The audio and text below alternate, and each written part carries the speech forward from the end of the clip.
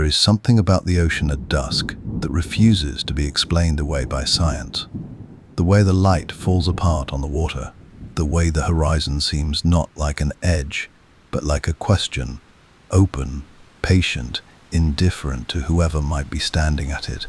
And when you let yourself stand there long enough, at the edge of some old harbor, in Nassau perhaps, or Tortuga, or along the battered coastline of Madagascar, you begin to feel the weight of the stories the sea has carried, stories that belong to a world we have never quite been able to leave behind.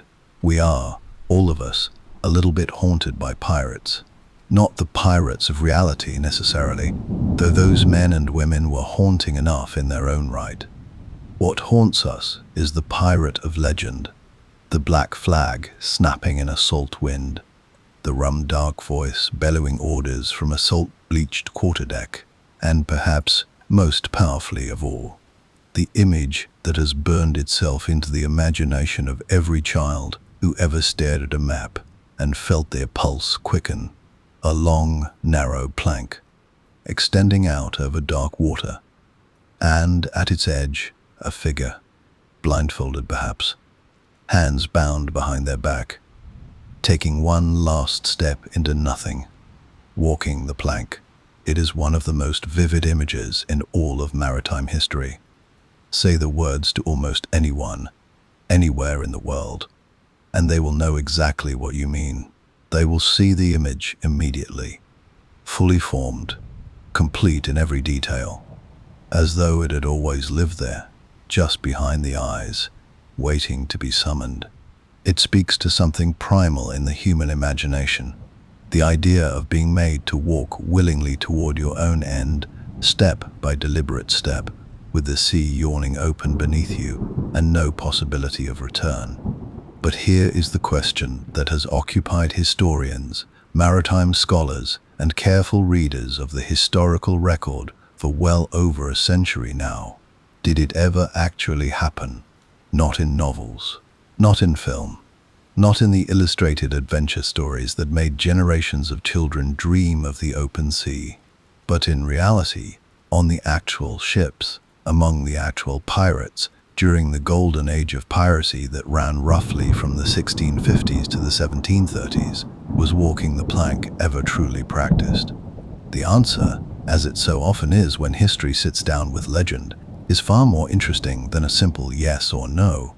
What we know is this: the golden age of piracy was a genuinely extraordinary period in human history, a time when the edges of the known world were still being drawn, when the great maritime empires of Europe were pushing their trade routes across every ocean, and when a remarkable assortment of desperate, brilliant, dangerous, and occasionally visionary men and women found themselves operating in the spaces between those empires.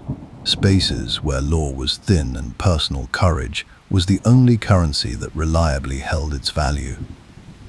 These were not the cartoonish villains of pantomime. The real pirates of history were, in many cases, deeply practical people. They were navigators, negotiators, and, when necessary, ruthless enforcers of their own peculiar codes. Blackbeard, Edward Teach, was as much a theatrical genius as he was a criminal, understanding instinctively that fear, properly staged, was a weapon that cost no ammunition. Bartholomew Roberts, the most successful pirate of his age in terms of ships taken, was a teetotaler who preferred music and fine clothes to rum and brutality. Anne Bonny and Mary Red fought with a ferocity their male crewmates reportedly could not match. These were not people for whom a drawn-out theatrical execution method would have made obvious sense, and yet the image persists. It persists in literature stretching back to the 18th century. It persists in testimony, fragments of it, at least, from the historical record. It persists in the cultural imagination with a tenacity that suggests it is pointing at something true, even if what it points at is not quite what we think. Over the course of this documentary, we are going to walk slowly and carefully through all of it. We will examine where the idea of the plank actually comes from, which is a stranger and more layered story than most people expect. We will look at the handful of documented cases that come closest to the real thing, and we will sit with the silence of the cases that do not exist at all. We will spend time with the literature that shaped the myth, with the historians who have spent careers interrogating it, and with the broader question of why human beings need certain stories to be true, even when, and perhaps especially when, the evidence refuses to cooperate. We are going to take our time with all of it, because the truth about walking the plank, it turns out, tells us something profound, not just about pirates, but about us, about the stories we inherit, the ones we choose to keep, and the long, slow, fascinating distance between what actually happened and what we needed to believe. Come, the water is calm tonight. Let us begin. Close your eyes for a moment and try to set aside everything you think you know about pirates. Set aside the tricorn hat. Set aside the peg leg and the eye patch and the parrot riding the shoulder of some sun-darkened rogue on the cover of a novel. Set aside the rum, the buried treasure, the Jolly Roger snapping dramatically against a cinematic sky. Set aside all of it and try to see instead what was actually there, what was actually happening on the actual water, in the actual years we're talking about. What you find when you do that is something far stranger and in many ways far more interesting. The golden age of piracy did not arrive from nowhere. It was not a spontaneous eruption of lawlessness from men who simply chose violence as a lifestyle. It was, rather, the product of a very specific set of historical conditions, an almost perfect storm of economics, empire, and human desperation. That made piracy not merely possible, but in certain times and places, almost logical. To understand it, you have to understand the world of Atlantic and Indian Ocean trade in the late 17th and early 18th centuries. The great European powers, England, Spain, France, the Netherlands, Portugal, were engaged in a commercial competition of breathtaking scale. They were moving goods across every ocean, sugar from the Caribbean, spices from the East Indies, silver from the mines of Spanish America, enslaved people from the coasts of West Africa. The sheer volume of wealth moving across the water during this period was staggering, and the ships carrying it were, of course, vulnerable. The sea was vast. Naval protection was inconsistent, and the profit margins on a successful seizure of a well-laden merchant vessel were extraordinary. Into this world came the pirates. But who were they, exactly? The historical record where it survives is remarkably illuminating, and remarkably at odds with the legend. The vast majority of Golden Age pirates were not born criminals. They were not men who had chosen the sea because they loved violence. Most of them had come from the lowest rungs of maritime society. Sailors and merchant seamen who had spent years being brutalized by a system that offered them almost nothing in return for their labor. The conditions aboard legitimate merchant vessels in this period were genuinely appalling. Food was poor and often rotten. Pay was irregular and frequently withheld. Discipline was enforced by officers who could flog, maim, or kill with near-total legal impunity. Death from disease, accident, or the sea itself was simply a condition of the profession. When these men turned pirate, and many of them did so, not through dramatic individual choice, but through the slow accumulation of grievance, or through the sudden shock of a ship being taken, and a crew given the option to join or be set adrift. They often described it not as a descent into criminality, but as something closer to liberation. Marcus Rediker, one of the finest historians of this period, has spent decades reconstructing the social world of the pirate ship, and what he found is extraordinary. Pirate vessels were, in a number of documented cases, among the most democratically organized institutions of the early 18th century. Captains were elected, not appointed. Plunder was divided according to agreed-upon shares, not hoarded by officers. Crew members had genuine voting rights. On matters of ship's business, that would have been unthinkable aboard a naval vessel. There were, on many pirate ships, what amounted to written constitutions, articles that crew members signed before sailing, laying out the rules of conduct, the structure of shares, the procedures for resolving disputes. Bartholomew Roberts, who between 1709 and 1722 captured somewhere in the region of 400 ships, a number that staggers the imagination, sailed under articles that included provisions for compensation if a crewman lost a limb in battle. It was, in its own remarkable way, an early form of workers' compensation, written and agreed to on the quarterdeck of a vessel flying a skull and crossbones flag somewhere in the Atlantic Ocean. None of this is to romanticize what pirates were. They were also capable of tremendous cruelty. They terrorized merchant crews, tortured those who resisted them, and operated outside any framework of legal accountability that might have restrained their worst impulses. The violence they employed was real, and its victims were real. And history requires us to hold both things at once: the structural conditions that produced piracy and the genuine harm that pirates caused. But the picture that emerges from the archives is not the picture of the legend. It is more human than that, more complicated, more rooted in the specific material conditions of a specific historical moment. Consider Edward Teach, Blackbeard, who has become perhaps the single most iconic pirate in the popular imagination. The historical Blackbeard, who operated primarily between 1716 and his death in 1718, was a man of considerable intelligence and even more considerable theatrical instincts. The stories of him weaving slow-burning fuses into his beard and lighting them in battle so that he appeared to his enemies wreathed in smoke and sulphurous flame.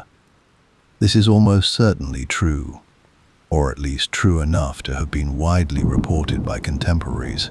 But what is equally documented is that Blackbeard, for all his terrifying reputation, killed very few people.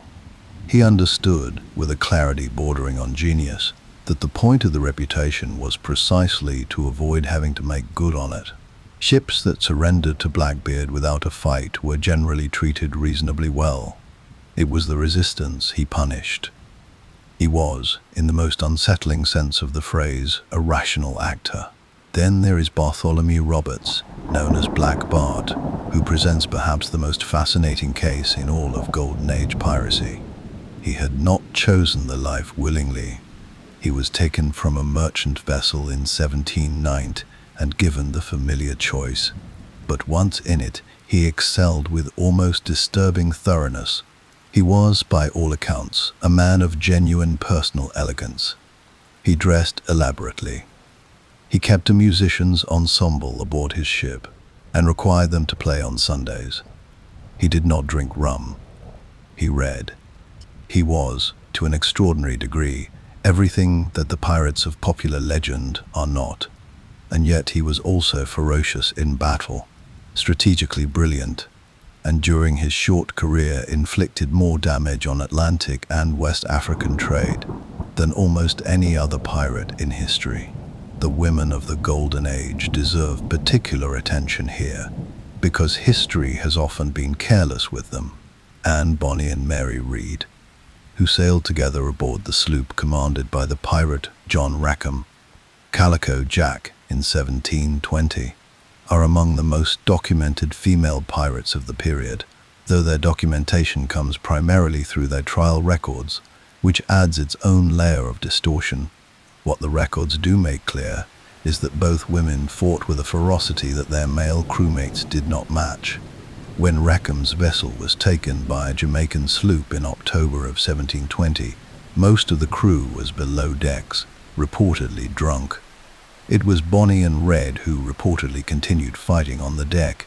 Reed is quoted at the trial as having shouted down at the men below that they were cowards and ought to come up and fight like men.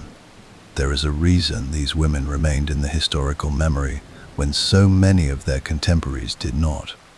What is important to understand as we move through this documentary is that the world in which the question of walking the plank arises is this world. Not a world of cartoons and pantomime villains, but a world of real people operating under real pressures, making real decisions. Some of them monstrous, some of them surprisingly principled, in a maritime environment that had its own customs, its own hierarchies, and its own codes of conduct that governed, among other things, what you did with prisoners. Because that, ultimately, is what walking the plank is about. It is a story about what you do with the people you have captured. And in that sense, it connects directly to one of the most interesting and least discussed aspects of Golden Age piracy. The fact that pirates actually had to think carefully about this question, and that the answers they came up with varied enormously depending on circumstance, on character, and on the particular logic of the moment. Some pirates released their prisoners, some ransomed them, some pressed them into service, some undeniably killed them. Sometimes quickly, sometimes with deliberate cruelty intended to send a message to other vessels that might consider resistance. But did any of them ever documented in the actual historical record force a prisoner to walk to the end of a plank and step off into open water? That is the question we are building toward. And to answer it properly, we need to do one more thing before we get there. We need to understand where the story actually comes from. Because the trail, when you follow it back carefully, through novels, through newspapers, through court records and ship's logs and the peculiar archaeology of cultural myth, leads somewhere genuinely unexpected. Somewhere that tells us not just about pirates, but about the way a story can grow, can travel, can gather detail and weight and emotional power across centuries, until it arrives in the imagination fully formed, feeling like memory, feeling, almost, like something you yourself once witnessed. We will follow that trail in the next segment. For now, let the image settle. A ship at the edge of the 18th century world. A crew of men and women who had, in one way or another, decided that the system offered them less than the sea. The wind steady from the northeast. The water darker than you expect, this far out. Real people. A real moment in history, and a story that may or may not have happened the way we always thought it did. Every myth has a birthday, not always a clean one. Not always a single moment you can point to and say, there, that is where it began. That is the precise instant the story entered the world and began its long life in the human imagination. Most myths are messier than that. They accumulate. They layer. They borrow from one source and deposit into another, shifting slightly with each transaction, picking up detail here and shedding accuracy there. Until after enough time has passed, the myth and the history have drifted so far apart that most people can no longer see the gap between them. Walking the plank is one of those myths, and following its trail backward through time, through literature, through journalism, through court records and sailors' testimony, and the peculiar archaeology of the printed page, is one of the more genuinely absorbing exercises in the history of piracy. Because what you find, when you follow it carefully enough, is not what you expected. The story does not lead back to the golden age of piracy at all. It does not lead back to Blackbeard or Bartholomew Roberts or the teeming harbors of Nassau and Tortuga. It leads somewhere else entirely, somewhere quieter and stranger, and in its own way more interesting. But let us begin at the beginning, or rather, let us begin at what most people assume is the beginning, and then show you why it isn't. If you ask the average person where the image of walking the plank comes from, there is a reasonable chance they will mention Robert Louis Stevenson. Treasure Island, published in 1883, is the novel that more than any other single work shaped the popular image of piracy. The island, the map, the one-legged seafarer with the crutch and the parrot, and the rumbling menace of Long John Silver's voice. Stevenson's pirates are vivid and compelling, and are proven almost impossibly durable in the cultural imagination. But here is the thing. Walking the plank does not appear in Treasure Island. It is simply not there. Stevenson, who researched his pirates with genuine care and who was drawing on a rich body of existing pirate literature, did not include it, which is itself a remarkable fact. If the practice had been historically widespread, you would expect it to appear in the definitive pirate novel of the 19th century. Its absence is, in its quiet way, a piece of evidence. So where does it appear? The earliest clear literary reference most historians point to comes not from a novel at all, but from a piece of journalism.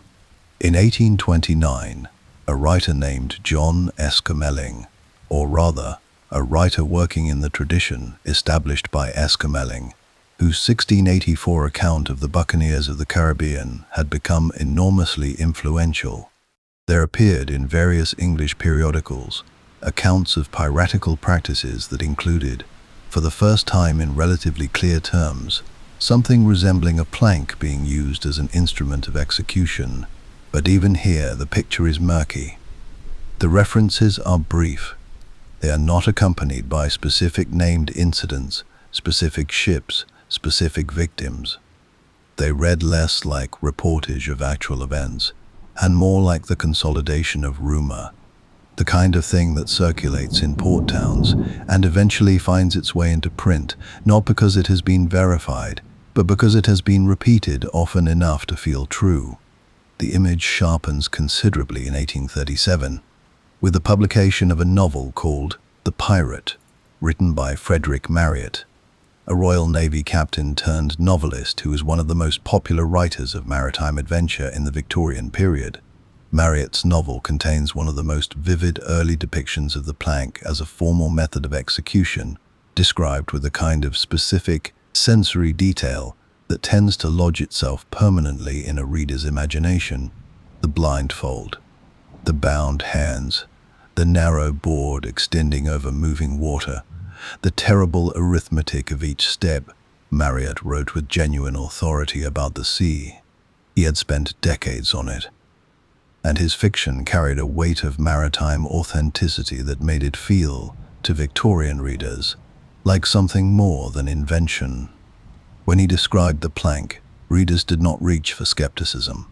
They reached instead for belief. And here we arrive at something important. The 19th century was, for the English-speaking world, a period of intense and complicated romance with the idea of the pirate. The golden age of piracy had ended roughly a century before, close enough to feel like living history, far enough away to have been thoroughly mythologized. The men and women who had actually sailed under the black flag were long dead, and in their absence, the imagination had gone to work on their memory. Novels, plays, illustrated newspapers, penny dreadfuls, theatrical productions, all of them reaching back to that vanished world and finding in it exactly what they needed: danger, freedom, color, and the thrilling fantasy of a life lived entirely outside the rules. Into this appetite, the image of the plank arrived and held. It was perfect, in the way that the best mythological images are perfect, simple, visual, morally legible, and charged with a kind of theatrical suspense that made it almost impossible to forget. The condemned figure at the end of the board, the water below, the impossible choice between the pirates at your back and the ocean at your feet. It had everything a story needs. What it did not have, as far as the documentary record is concerned, was a solid foundation in historical fact. Now, this is the point at which we must be careful and honest and precise, because the history here is genuinely complicated, and intellectual honesty requires us to hold the nuance. The claim is not that nothing resembling walking the plank ever occurred. The historical record of piracy is vast and fragmentary, and full of gaps that the surviving documents cannot fill. Pirates were not, as a general rule, meticulous record keepers. Court records survive for those who were tried and executed, and the trials of the Golden Age are actually among our richest primary sources, the testimony of witnesses and defendants preserved in remarkable detail. Ships' logs survive in uneven quantities. Letters and journals from merchants, naval officers, and colonial administrators fill in additional pieces of the picture. But there is no documented, verified, first-hand account of walking the plank as a practiced method of pirate execution from the Golden Age itself. What there are, and this is where it gets genuinely interesting, are a small number of accounts from the 19th century that describe something adjacent to it, something that might be the seed from which the myth grew. In 1829, the same year those early journalistic references appear, there are accounts connected to a Dutch ship called the Van Frederica, though the documentary provenance of these accounts is contested among historians. The accounts describe a crew being forced overboard, plank or no plank, by pirates operating in what is now the Indian Ocean. The details shift depending on which version of the account you read. In some tellings there is a plank. In others, the prisoners are simply thrown overboard directly. The instability of the details is itself telling. It suggests a story being assembled from fragments rather than a specific event being faithfully reported.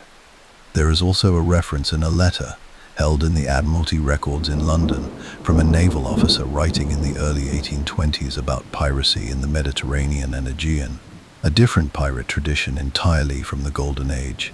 That mentions prisoners being forced to walk off the end of a board. The letter is brief, and the officer is reporting second-hand information, and historians have debated its significance for decades without reaching a firm consensus. What these fragments suggest is not that walking the plank was a widespread, systematized pirate practice. What they suggest is something more interesting, that there may have existed, at the edges of the maritime world, occasional and idiosyncratic instances of something resembling it, and that these instances, real or rumored, entered the circulation of sailors' stories and port town gossip, and eventually found their way to writers like Marryat, who shaped them into the definitive image. This is how myths usually work. They are rarely pure invention. They are almost always distillations, concentrations of something real, or something that felt real to the people who first told them, refined over time into a form that the imagination can grip and hold. The plank, in this reading, is not a lie. It is a symbol. It is the maritime imagination's way of capturing something true about the power dynamics of piracy, the absolute authority of the pirate captain over the fate of prisoners, the theatrical staging of violence as a tool of terror, the specific cruelty of being made to participate in your own death, condensed into a single unforgettable image. And there is one more thread to follow here, before we leave the question of origins. Peter Pan, J.M. Barrie's 1904 play, and the 1911 novel that followed it, introduced the plank to an entirely new audience, children, and in doing so cemented it into the foundational mythology of an entire culture. Captain Hook's ship, the Jolly Roger, the plank extending over the lagoon, the terrified prisoner being prodded toward the edge.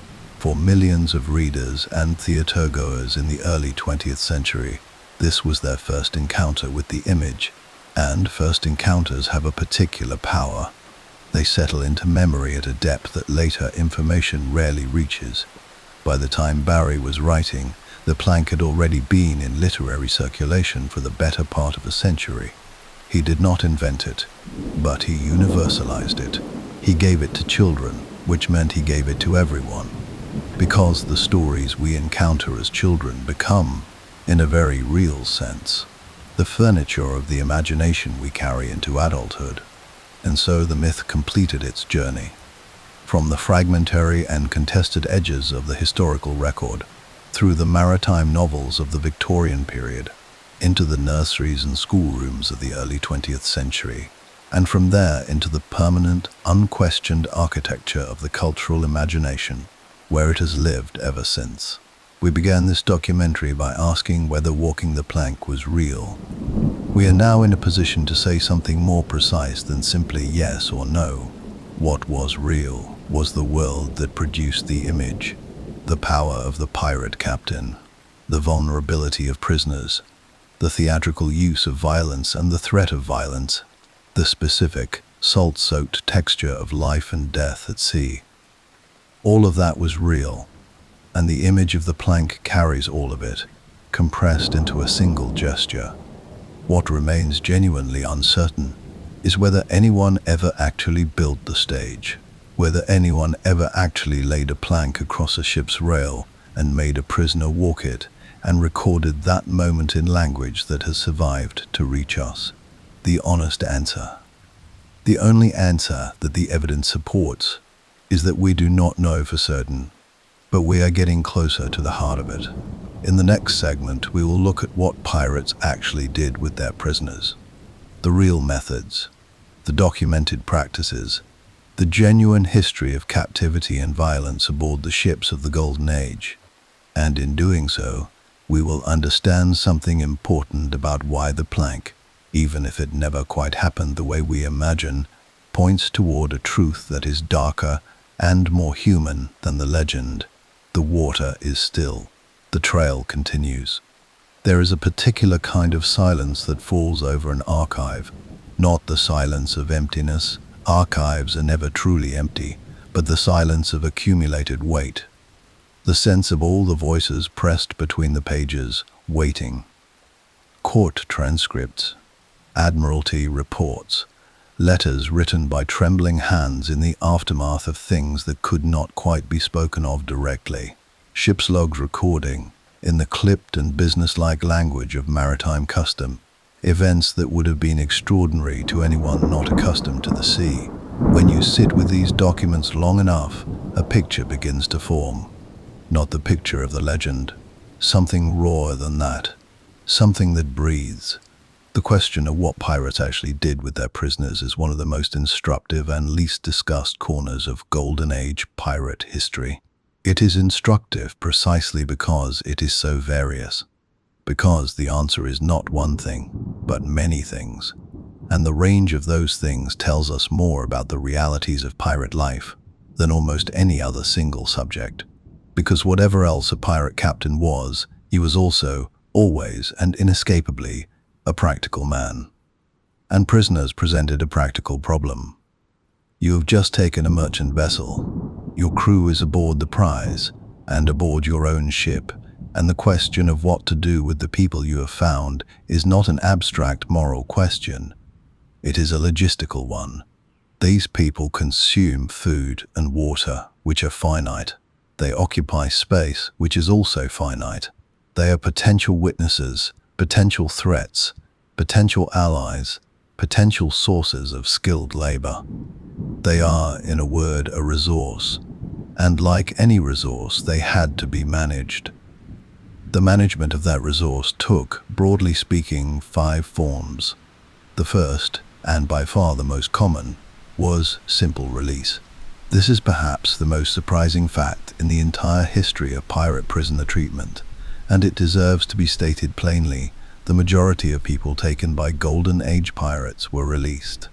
Released relatively quickly, released with their lives intact, often released with their personal belongings, if not always with their cargo.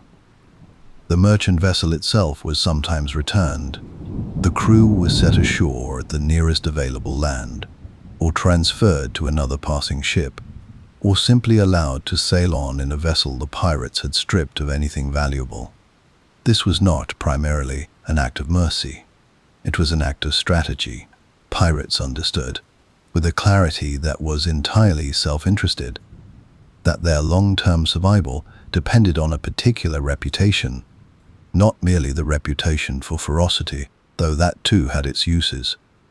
They needed the reputation for treating surrendering crews humanely, because a merchant crew that believed surrender meant death had every incentive to fight to the last man, which was expensive, dangerous, and time-consuming for the pirates. A merchant crew that believed surrender meant inconvenience and loss of cargo, but probable survival had every incentive to do what most of them did, haul down their colors and wait for the whole terrible business to be over. The mathematics of this were understood implicitly by virtually every pirate captain of the period. Bartholomew Roberts was explicit about it. When crews surrendered without resistance, Roberts treated them well. When they resisted, or, perhaps more dangerously, when they surrendered and were later discovered to have sent word to naval authorities, the response was very different. Roberts burned ships. He flogged men. He reportedly killed, on at least one documented occasion, in ways that were specifically theatrical, specifically designed to be reported and repeated in every port his victims reached. The message was always the same: surrender and live. Resist and negotiate with consequences. The second form of prisoner management was ransom. This was particularly common in the Mediterranean pirate tradition, which operated somewhat differently from the Atlantic and Indian Ocean Golden Age, but appeared in Caribbean piracy as well.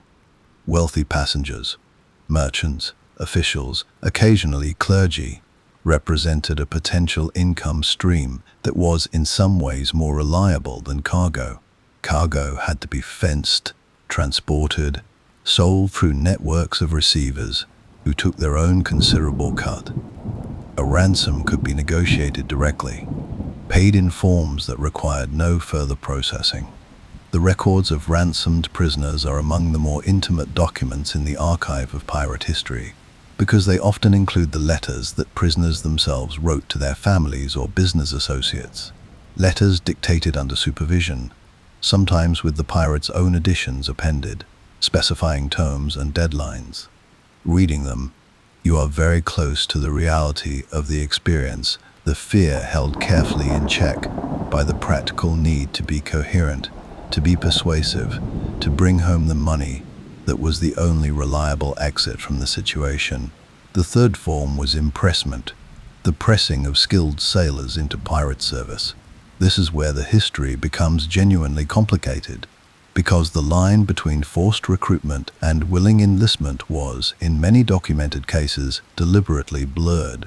Pirates frequently claimed, when captured and tried, that they had been forced into the life against their will.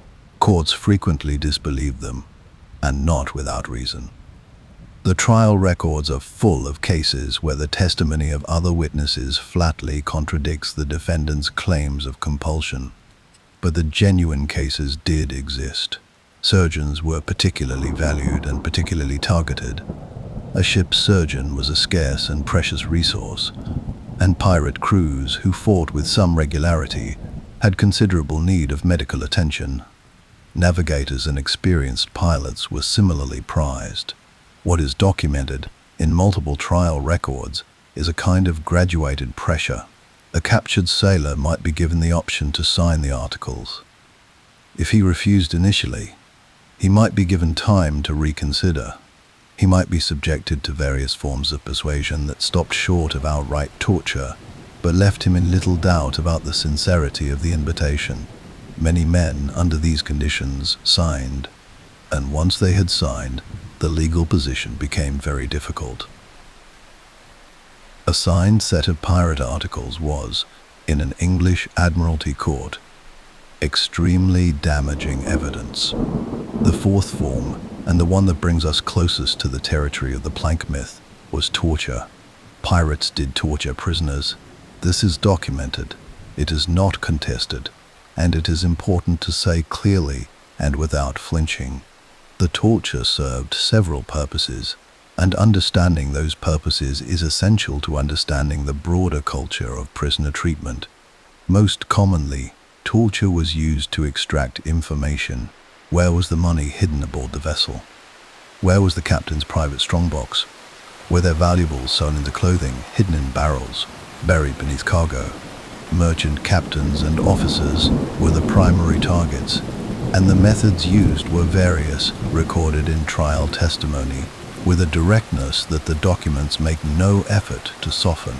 But torture was also used, in certain documented cases, as punishment, specifically as punishment for merchants or captains who had, in the pirates' view, behaved badly toward sailors in their employ.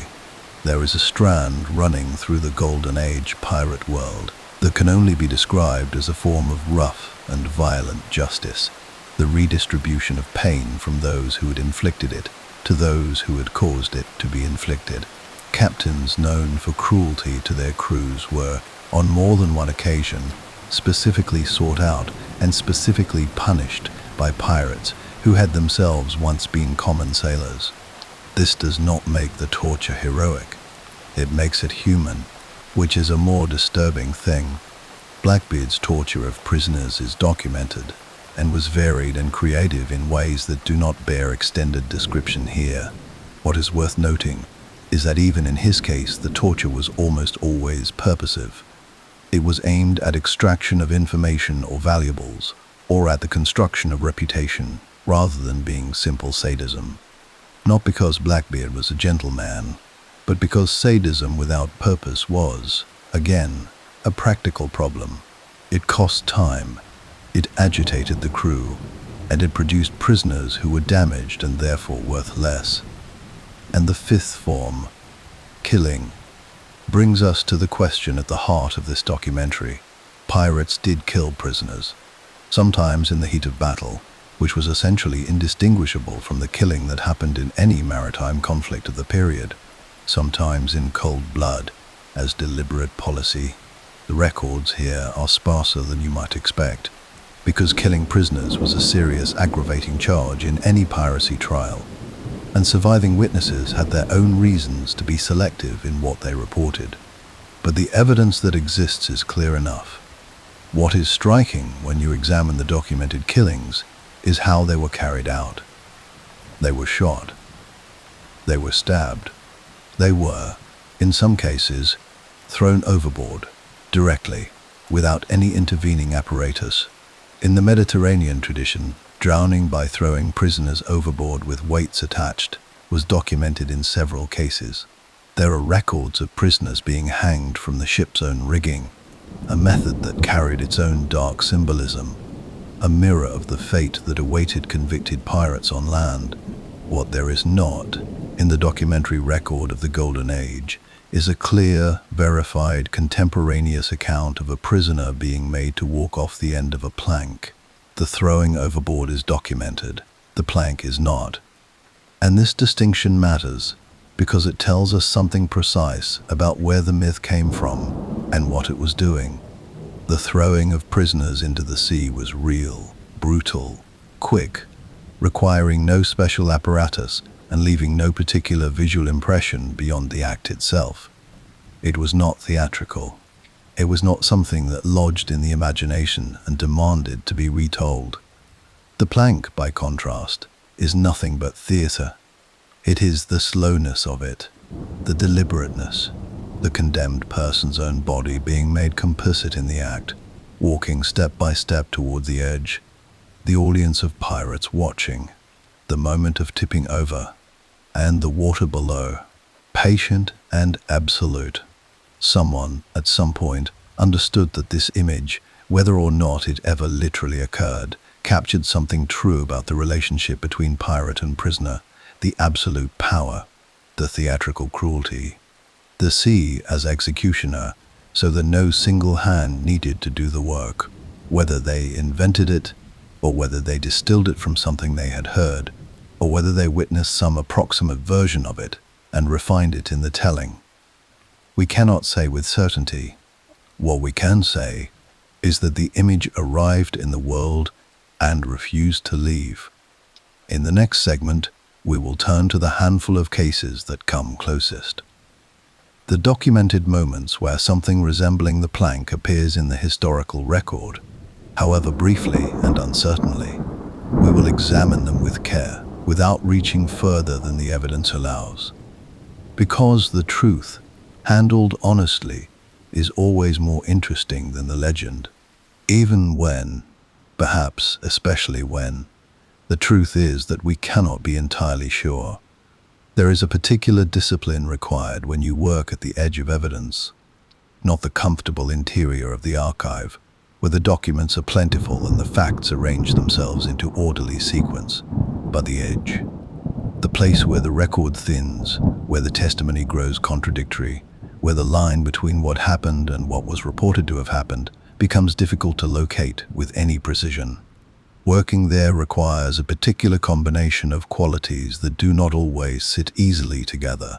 Intellectual honesty, which demands that you not reach beyond what the evidence actually supports, and genuine curiosity, which refuses to turn away from the fragments just because they are incomplete. The closest cases, the moments in the historical record where something resembling the practice of walking the plank appears, however briefly and uncertainly, require exactly this discipline. There are not many of them. That itself is a significant fact, and we should not rush past it.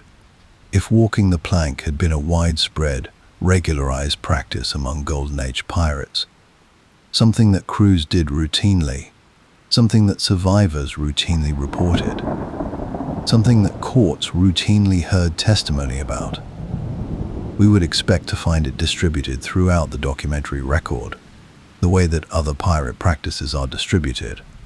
We would expect it the way we find accounts of tortured merchants and burned vessels and pressed surgeons, not in every document, but in enough of them to establish a clear pattern. The pattern is not there. What is there instead is a small collection of cases, some better documented than others, some more proximate to the Golden Age than others, some more clearly relevant to the specific image of the plank than others, that deserve to be examined carefully and honestly, without either dismissing them as irrelevant or inflating them into confirmation of something they cannot quite support. Let us begin with the case that most historians of piracy consider the most significant. In 1829, nearly a century after the Golden Age had effectively ended, but within the period of what historians call the post-classical or residual piracy era, when piracy had not disappeared, but had become more fragmentary and geographically dispersed. There appeared in several English and American newspapers accounts of an incident involving a vessel in the waters between Cuba and the Yucatan Peninsula. The accounts varied in their particulars, as newspaper accounts of maritime incidents in this period routinely did, filtered as they were through multiple tellings before reaching the compositor's hands. But the core of the story, as it appeared in its most detailed version, described a small merchant brig being taken by pirates operating out of one of the Cuban coastal inlets that had become, in the years following the effective suppression of Caribbean piracy by the Royal Navy, refuges for a more irregular and opportunistic form of sea robbery. According to these accounts, the pirate crew, described variously as Cuban, Spanish, or simply unidentified, after stripping the merchant vessel of its cargo, forced the surviving crew members to walk off a plank that had been extended over the ship's side. The accounts gave no survivors from among those forced to walk it. The story reached the newspapers via another vessel that had reportedly come across the drifting, stripped hulk of the merchant brig some days later, and pieced together what had occurred from the physical evidence aboard. Here is where the discipline becomes necessary. The account is plausible in its broad outlines. The early 19th century Caribbean was genuinely dangerous, and the pirates operating in it during this period were, by most accounts, considerably more casually brutal than their Golden Age predecessors, men operating without the complex social structures and semi-formalized codes that had governed piracy a century before. The geography is plausible. The timing is plausible. But the account has no named survivors, no direct testimony, no trial record in which the events are confirmed by someone who witnessed them. It arrived at the newspapers via a chain of transmission that is impossible to reconstruct with any confidence, and it appeared at precisely the moment when the image of the plank was already circulating in popular culture, which means that the account may reflect an actual event, or it may reflect the application of an existing cultural image to a genuine incident of piracy that was actually somewhat different, or it may be, in whole or in part, a fabrication shaped by the appetite of newspaper readers for exactly this kind of maritime horror. We cannot determine which of these is true. The honest position is to note the account, note its limitations, and hold it as suggestive rather than confirmatory. The second case is older and stranger, and in some ways more compelling, precisely because it does not fit the standard template of the image. In the trial records of the Vice Admiralty Court in Jamaica, held in 1722, a landmark year in Golden Age piracy, the year of Bartholomew Roberts' death, and the effective breaking of the last great pirate fleet of the Atlantic, there appears in the testimony of a merchant sailor named Edward Wills an account of an incident he witnessed or claimed to have witnessed aboard a pirate vessel on which he had been held for approximately 3 weeks. Wills' testimony is fragmentary, in the way that much trial testimony from this period is fragmentary, shaped by the questions asked, which were themselves shaped by what the court was specifically trying to establish, meaning that details not directly relevant to the charges at hand were often not pursued. But within that fragmentary account, Wills described an incident in which a prisoner, a Portuguese sailor, taken from an earlier prize, was, in Wills's words, made to walk aboard set across the gunwale until he fell into the sea. The language is imprecise. Walk aboard. The phrase is not elaborated upon. The court did not follow up on it, being more interested in establishing which of the defendants had been present at the taking of specific vessels and what roles they had played. The Portuguese sailor is not named. His fate, whether he drowned or was rescued or survived the fall and swam, is not recorded, but there it is. In a contemporaneous court document, in the testimony of a man speaking under oath in a formal legal proceeding, a reference to something that sounds, unmistakably, like walking the plank. Historians have treated this passage with varying degrees of emphasis. Some regard it as the single most significant piece of primary evidence for the practice having actually occurred. Others point out that Wills was a man in a legally precarious position himself, that his testimony was shaped by incentives that may have influenced its content, and that a single unelaborated phrase in a fragmentary account cannot bear the weight of confirmation. Both positions seem to me to be right, in their own way. The passage is significant. It is also insufficient. It is exactly what evidence at the edge of the record looks like: tantalizing, genuinely pointing at something, but ultimately unable to resolve the question on its own. The third case takes us in a somewhat different direction, and is interesting less as evidence for the plank specifically than as evidence for the broader culture of forced, theatrical prisoner execution that the plank myth is ultimately expressing. Philip Roche was an Irish pirate who operated in the early 1720s, primarily in the waters between Britain and the European continent, a different theatre entirely from the Caribbean Golden Age, but one documented with unusual richness because Roche was eventually captured and tried in London and gave a detailed account of his crimes before his execution at Execution Dock in 1723. What Roche described in his confession. And confessions given at this stage of the legal process are complicated documents, shaped by religious pressure, by the conventions of the genre, and by whatever the condemned man hoped to gain by his candor.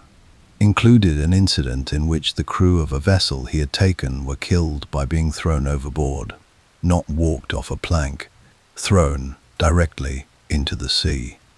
But Roche's account included a detail that has attracted the attention of several historians. He described the throwing as happening in sequence, one by one. Each man brought to the rail and put over, the rest watching, knowing what was coming. The sequentiality is what matters here, the forced witnessing, the deliberate drawing out of what could have been accomplished much more quickly. In this respect, Roche's account, even without a plank, even without the specific apparatus of the myth, captures the psychological reality that the plank image is describing. The cruelty is not merely in the death, it is in the waiting, in the knowing, in the being made to stand there and watch what is approaching you. The plank, in this light, is the architectural expression of exactly this psychology. It is a device for extending the moment of waiting, for making the condemned person's own body participate in the process, for giving the execution a duration and a visibility that bare throwing overboard does not have. Whether anyone ever actually built and used that architecture is still unconfirmed. What Roche's account tells us is that the impulse it expresses was real. There is one final thread worth pulling here, and it comes not from the Atlantic world at all, but from the Indian Ocean. A reminder that piracy was never a single phenomenon, but a family of related ones operating across different oceans and different centuries with different customs and different relationships to violence. In accounts of piracy in the waters around the Malay archipelago, a tradition that operated well into the 19th century and was documented by British colonial administrators with some thoroughness, there appear references to the use of planks and boards in the disposal of prisoners. The methods described differ from the Caribbean image in their specifics, and the cultural context is entirely different. But the structural similarity is striking. A plank, a prisoner, the sea below. Whether these accounts influenced the development of the Caribbean myth, whether sailors who had served in both oceans carried stories between them, cross-pollinating the traditions, is impossible to say with confidence. Maritime culture in the age of sail was genuinely global, and sailors moved between oceans with a freedom that their employers would sometimes have preferred they didn't. Stories moved with them. It is entirely possible that the image of the plank is not the product of a single tradition at all, but a convergence. Several independent maritime cultures arriving by different routes had a similar expression of a similar human impulse. The impulse to make power visible, to make fear theatrical, to turn the act of ending a life into something that could be watched and remembered and told. What the closest cases give us, taken together, is not confirmation. They give us something more honest than that, and in the long run, more valuable. A sense of the territory in which the truth lives. The truth lives somewhere in the space between Philip Roche's sequential killings and the unverifiable newspaper accounts of 1829. It lives in the imprecise phrase of Edward Wills's testimony, in the cross-ocean traffic of sailors' stories, in the deep human need to give cruelty a shape that the imagination can hold. The plank may have happened. It may have happened approximately, in forms that don't quite match the myth. It may have happened rarely and been inflated by repetition into something that felt universal. Or the image may have grown entirely from the soil of rumor and literary invention, nourished by the genuine brutalities of a world that was real enough to give it credibility. The evidence does not close the question. It frames it, which is what good evidence does when the truth is genuinely uncertain. And uncertainty, held honestly, is not a failure of history. It is what history actually looks like, at the edge. We have come a long way together, from the salt-dark harbors of Nassau and Tortuga, through the crowded and violent world of the Golden Age, through the literary archaeology of Victorian novels and penny-press journalism, through the fragmentary and carefully hedged testimony of the closest cases. We have walked the trail as far as the evidence allows, and we have arrived, as honest inquiry so often does, not at a clean conclusion, but at a more interesting place. A place where the question itself opens outward into something larger than the question. Whether or not anyone ever actually laid a plank across a ship's gunwale and made a prisoner walk, it is, at this point, almost beside the point. What matters now is a different question entirely. Why did we need it? Why did this particular image, of all the images that the age of piracy might have bequeathed to us, of all the documented brutalities and genuine horrors and extraordinary human dramas that the archive contains, why did this specific, unverified, theatrically elaborate image become the one that lodged deepest, the one that survived every revision of the pirate myth, every debunking, every scholarly intervention, the one that children encounter first and adults never quite let go of? The answer begins, I think, with what the image is actually doing.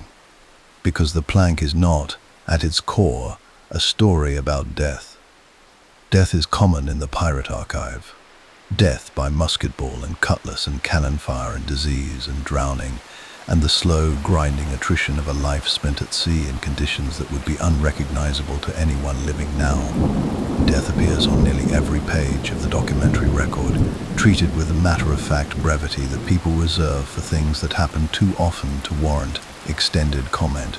The plank is not about death. The plank is about choice. Or rather, and this is the crucial distinction, it is about the obscene parody of choice. The prisoner on the plank is not free. Their hands may be bound, their eyes may be covered. The pirates are at their back, armed and implacable, and the sea is below, cold and absolute. There is no real decision to be made, and yet the structure of the situation forces the prisoner to act, to move, to place one foot in front of the other, step by deliberate step, until there is no more plank beneath them. The condemned person is made, in the most intimate and terrible way imaginable, to participate in their own ending. This is the image's psychological engine. This is what makes it impossible to forget. It captures something that goes far beyond piracy, far beyond the 18th century sea. It captures one of the oldest and most persistent fears in the human repertoire. The fear of being placed in a situation where your own agency is turned against you, where the appearance of choice is used to make you complicit in what is being done to you, where power demonstrates its completeness not by forcing you directly, but by constructing a situation in which you walk to your own fate under your own power, step by terrible step, while the people who have arranged this watch. This fear has a name in political philosophy.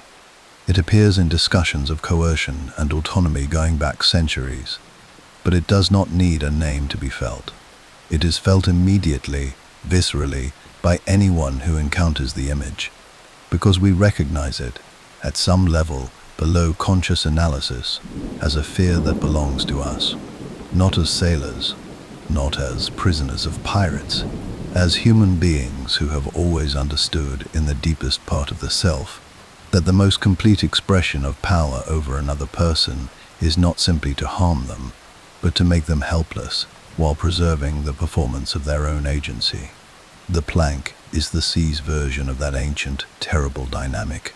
And this, I think, is why it survived the debunking, because stories that are psychologically true are enormously resistant to factual correction.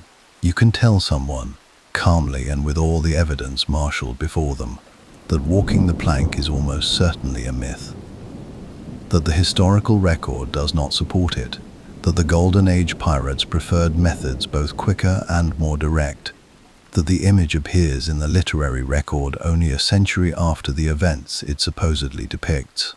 You can say all of this clearly, and they will hear you, and they will nod, and somewhere in the back of their mind, the image will remain entirely intact.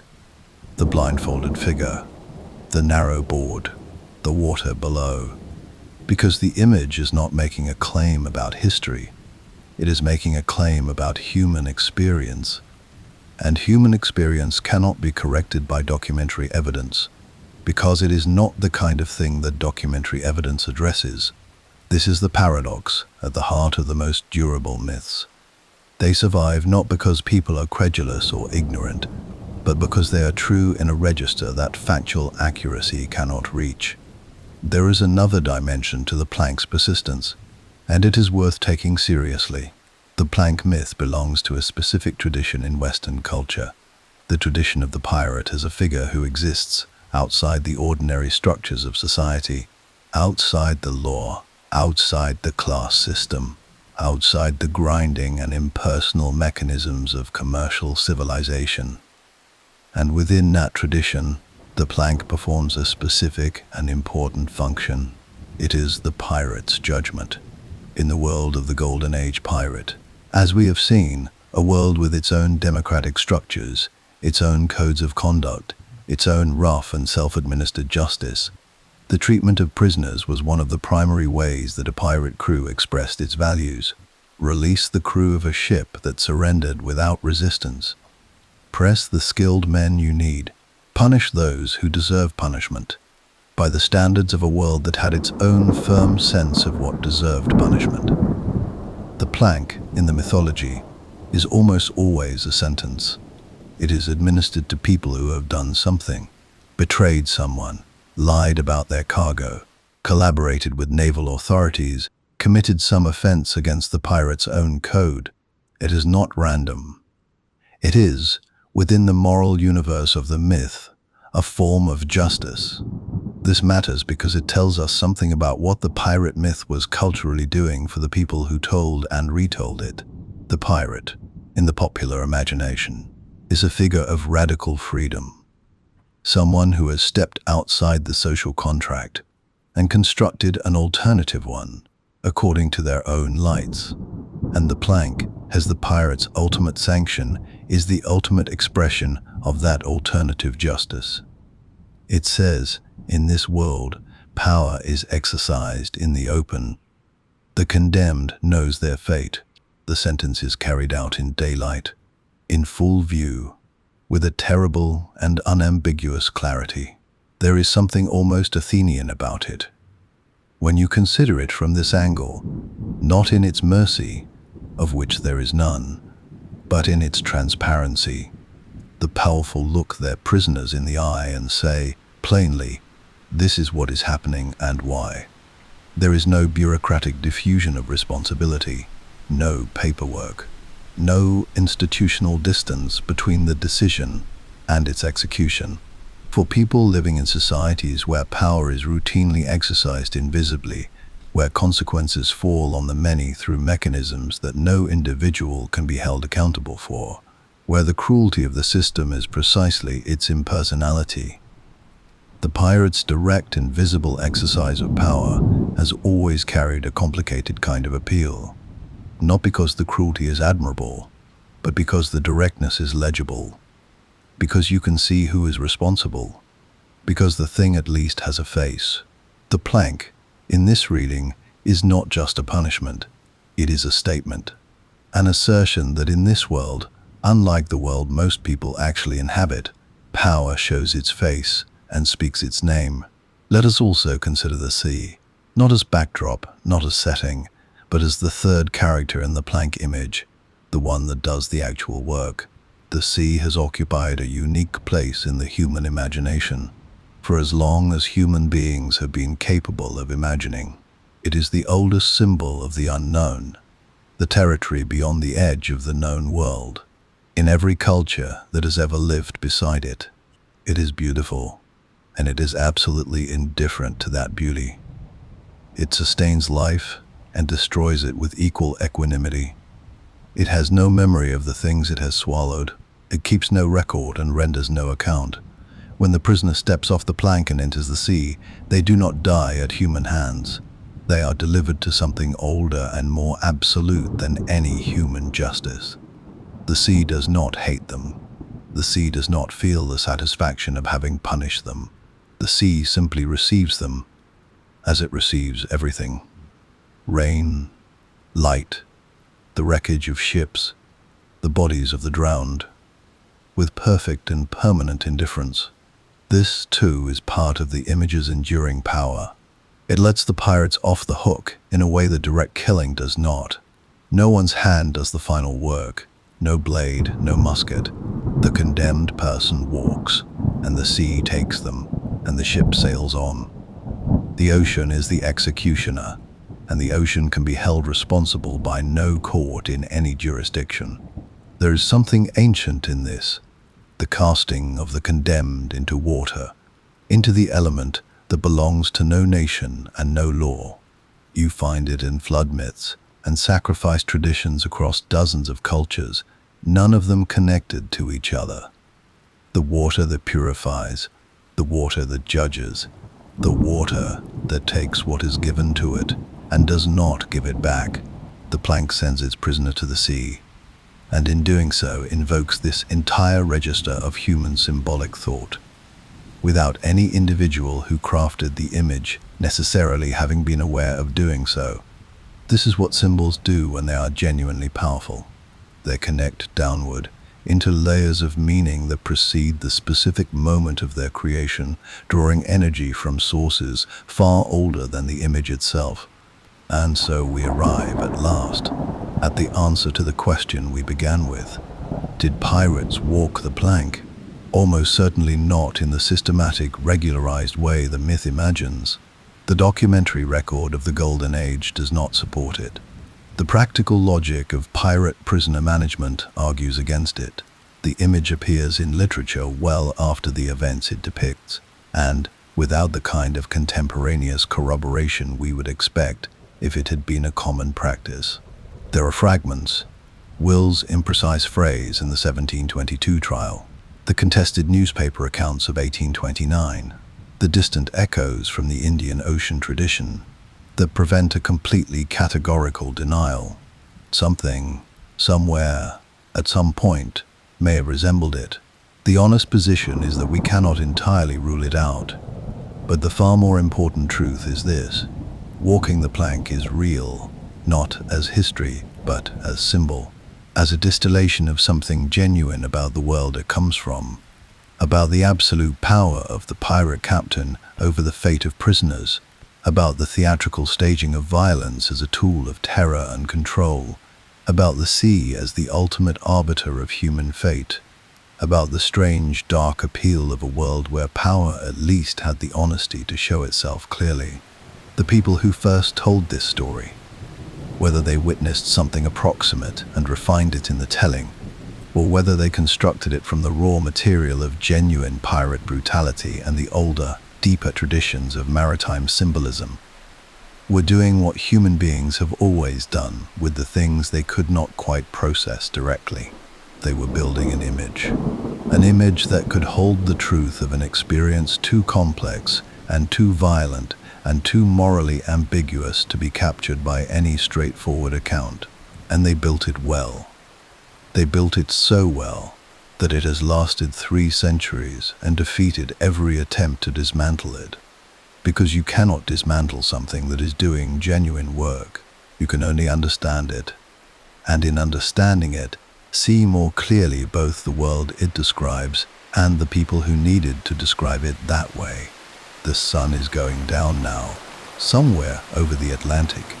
The same sun that fell on the decks of the Revenge and the Royal Fortune and the Queen Anne's Revenge and all those other ships whose names have come down to us through the records, through the novels, through the long and complicated chain of storytelling that connects us to a world that ended 300 years ago and has never quite ended at all.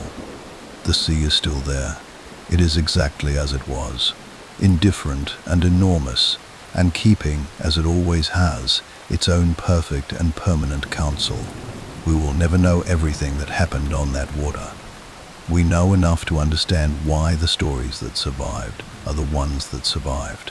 Why the image of the plank, unverified and perhaps unverifiable, has outlasted the names of 1,000 documented crimes and 1,000 documented criminals. Why it sits in the imagination, quiet and complete, and stubbornly, beautifully, unmovably there. Because it is true in the way that the deepest stories are always true, not in the facts, in the feeling.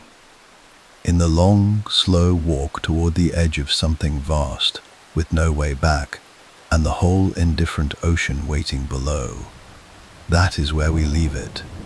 Out here, on the water, in the quiet,